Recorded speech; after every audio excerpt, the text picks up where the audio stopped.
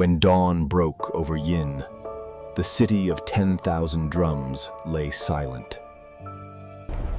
The smoke of burning palaces drifted into the gray sky, curling like ghosts. Snow fell softly, covering the blackened streets in white. The palace gates stood open, charred and twisted.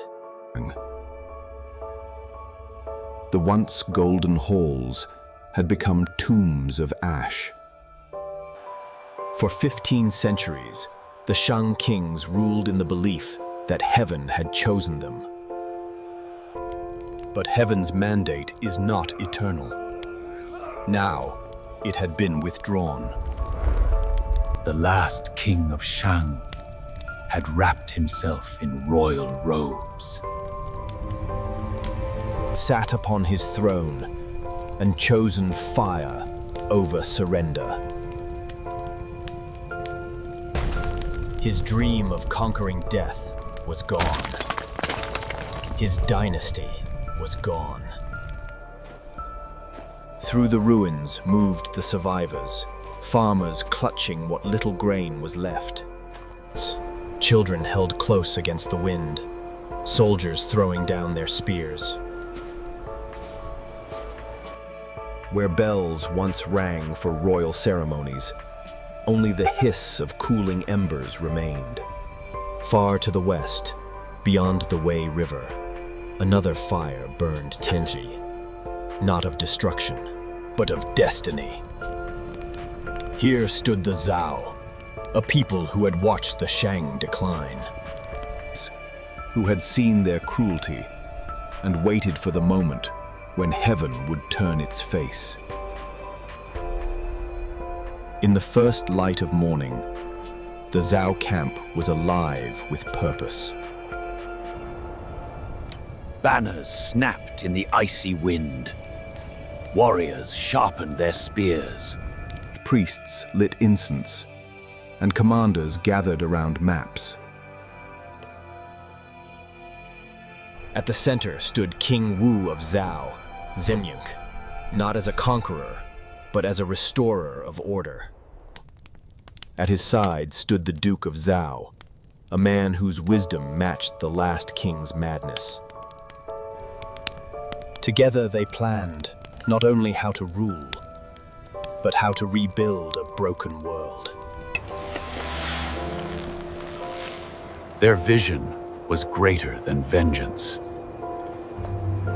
In a great ceremony, beneath the open sky,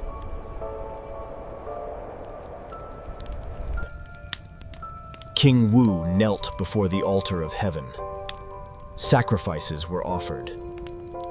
Prayers were spoken, and a new principle was declared: the mandate of heaven. A ruler who governed with justice kept heaven's blessing.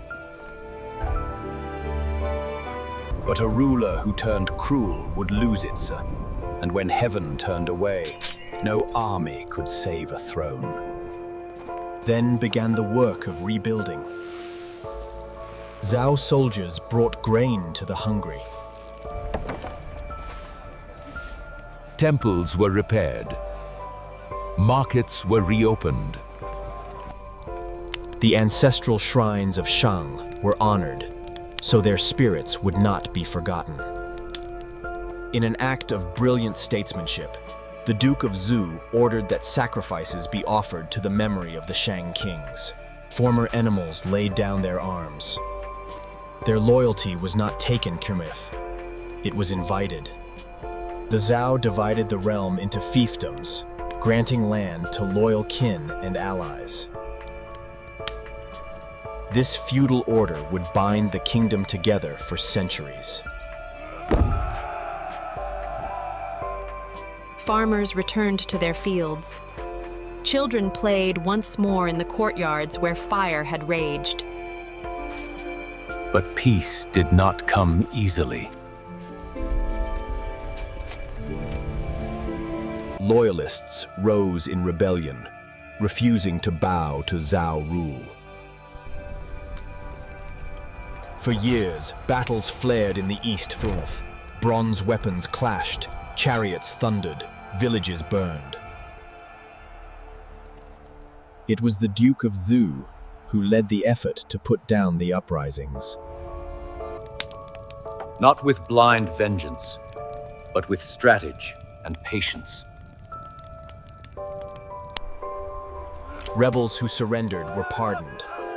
Those who swore loyalty were restored to their lands. The Duke understood that fear could win battles, but only justice could win the future. Slowly, order was restored. A new capital was built, granaries filled, and bells once again rang fair. Not for war, but for festivals.